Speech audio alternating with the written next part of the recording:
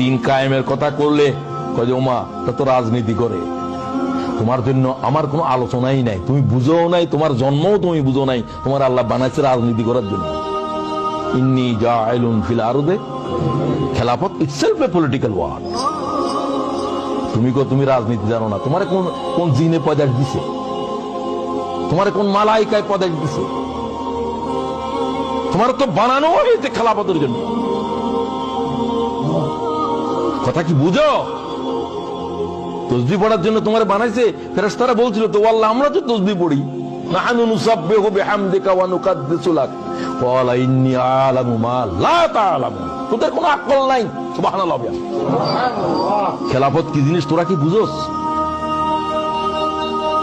তোদের কাজ হলো তসবিহ তাহলিল, এগুলোর ভিতরে থাক। আর তুমি এখন ওটাকে তসবিহ তাহলিলের ইবাদত বুঝছো। তোমার কি জন্য বানাইছে ওটা তুমি বুঝোও নাই। আমাদের এমন একজন ইমাম লাগবে যেটা রাজনীতি করে না, এর পিছনে নামাজই হবে না। নামাজ হবে না বলছি আমি। সে তো আসাধ্যতর তার জাহেল। ঈসা আলাইহিস সালাম আসে শুধু বলবেন যে যুদ্ধের জন্য তৈয়ার হও, এই প্রথম লফজ। ইমাম মেহেদী জাহের হওয়ার পরে বলবেন যে যুদ্ধের জন্য তৈয়ার হও, জিহাদের বায়াত করো। নামাজের বায়াত চলবে না, রোজার বায়াত চলবে না, কিসের বায়াত করবে? ইমাম মেহেদী আসি জিহাদের বায়াত করে। ঈসা আলাইহিস সালাম নামাজের সালাম ফিরাবেন, আসরের নামাজে দাঁড়াবেন, বলবো যে তোমরা যুদ্ধের বায়াত করো, দাজ্জাল কোথায় আছে?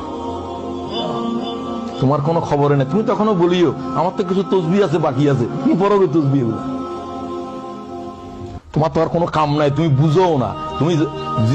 তুমি নামাজ বুঝছো, তুমি জানো না যে যে জিনিস নামাজের কাজা করে দেয় সে জিনিস বুঝো নাই, সেটা হলো জিহাদ।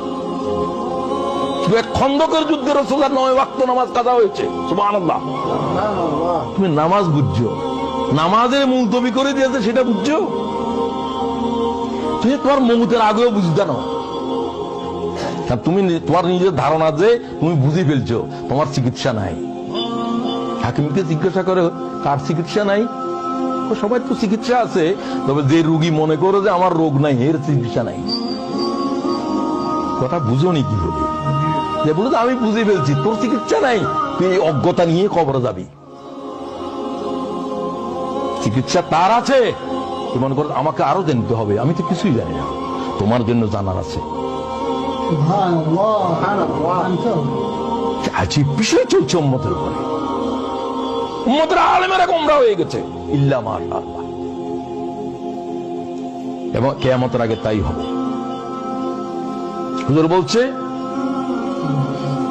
কিয়ামতের আগে দিয়ে উবাদুন জহালুন উলামাউন ফুসাক। قال রাসূলুল্লাহ, আলেমেরা সব ফাসিক হয়ে যাবে,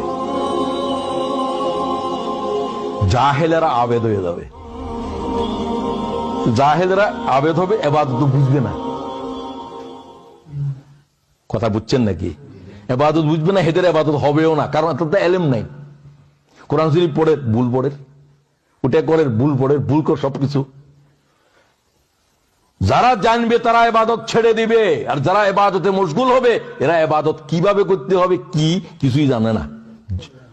জহাল বলছে, আলেমেরা ফাসিক আর জাহেলেরা আবেদ। কিয়ামতের আলামত।